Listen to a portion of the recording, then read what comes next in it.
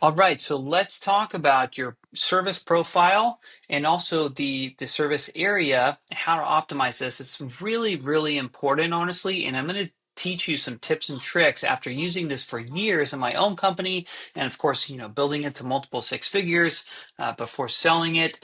This was one of the primary ways that we grew our business, but there's like a right way to do it and a wrong way to do it. And I want to show you how to save yourself money. That is my main goal here, because there's actually a lot you can do to really, really optimize this. So this is kind of the exciting part, because I'm going to teach you how to make money with this and how to really optimize it so you're not wasting money on junk leads, which is actually really easy to do. So obviously we have our profile here. It shows you your website and everything. You see this little, it says business bio here. You want to go in here and our primary industry for this one was house cleaner. That's what Google gave us. And so you get up to six things on your Google guaranteed or local service ads profile that you want to highlight about your company. So this is important, so like, is it how long you've been in business? Maybe that it's family owned. People tend to trust, a family owned business even more than a locally owned business. If you had an emergency service like mitigation, you could do, offer that. Maybe you want to say it's a free in-home estimate if you're going to go to their house and actually give them an estimate. So whatever that is, make sure that you highlight what you feel like are the six most important things about your company that Google will give you the option to do. So, like an on-time guarantee, that would be a great one if you offer that. Okay, so you want to highlight those things. So that's number one. Then let's talk about your budget and bidding. So this is really important. Your bidding strategy, what I recommend is you actually want to set it to automated bidding so that you can maximize how many leads you get. Now, one thing we teach in WarPlan in our WarPlan AI software is we help you track your numbers so you can see exactly how many leads you're getting per marketing channel. So let's say you're using Google Local Service Ads or Google Guaranteed. You want to track how many leads did I get last month and how much did I actually spend to get those leads. So you can know exactly what your cost per lead is.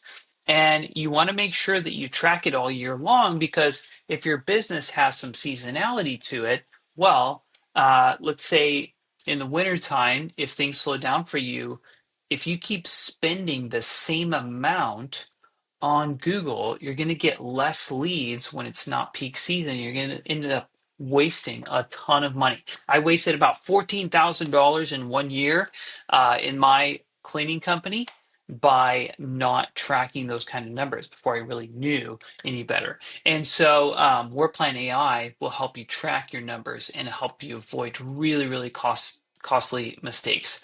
So I recommend using automated billing because this is going to maximize how many leads you get, and it's going to let the system or the algorithm decide, how much to spend based on the local market.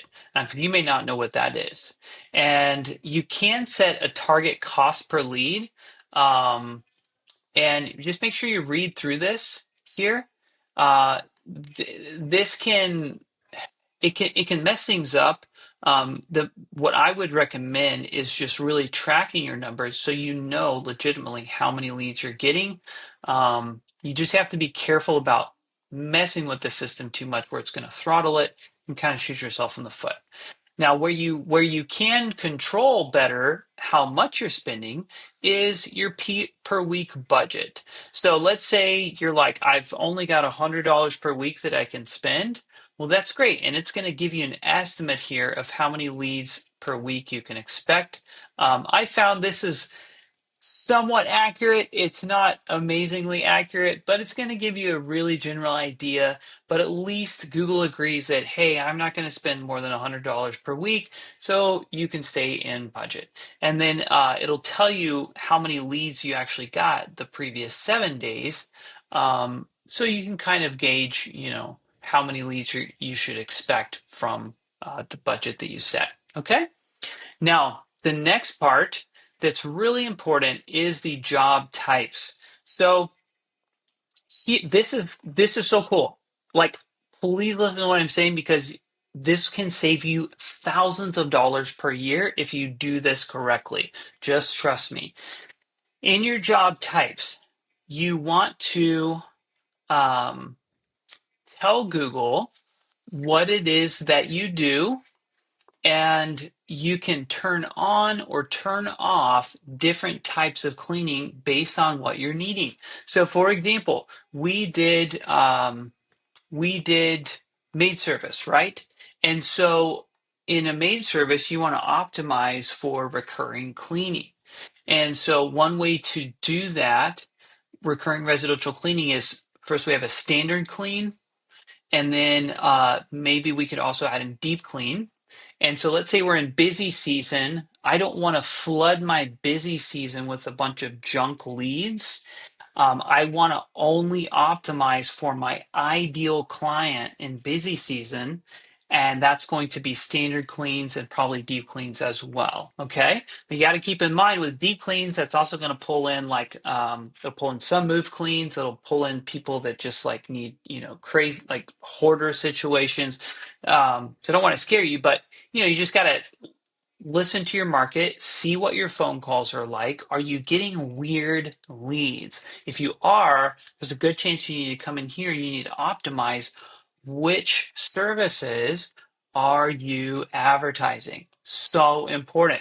So, like, let's say you're getting a lot of calls and there are all these offices wanting you to come, or warehouses or something weird, and you're like, I don't even do that. We need to come in here and check your services because probably your office cleans are turned on, or maybe you've got other turned on, and it's just kind of Google's just thrown it out there and pulling in different types of leads that you may or may not want. Now, another tip or trick, and this is why you really want to manage your Google My Business profile. You don't want to just set it and forget it. You want to every month reevaluate, okay, what is the quality of my leads? Do I have enough leads? And do I need to optimize what services I'm ranking for? So let's say I'm in slow season now.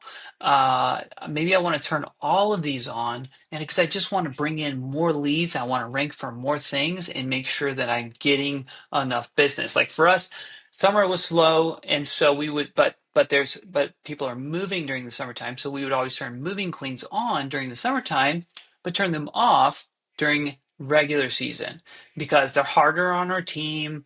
They can be crazy, and we don't want to optimize for that if we don't need to, but we've got it in our back pocket so we can turn it on when we actually need it, which is during summer. Okay, so and I'm actually not even sure what this remove button does, honestly. I'm just going to press it. Okay, I have no idea. And then you can also, let's say I added pressure washing to, well, looks like it's not gonna let me do it. Let's see what else. Or let's say I added window cleaning to my company.